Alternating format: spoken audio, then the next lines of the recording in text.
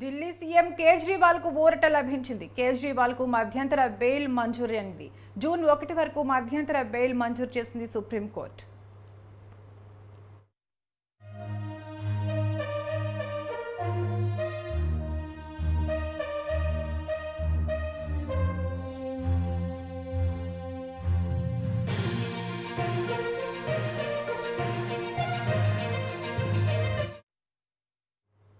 Delhi CM Kejriwal కు ఊరట లభించింది. కేజ్రీవాల్ కు మధ్యంతర బెయిల్ మంజూరు చేసింది సుప్రీంకోర్టు. జూన్ 1 వరకు మధ్యంతర బెయిల్ ను సుప్రీంకోర్టు మంజూరు చేసింది.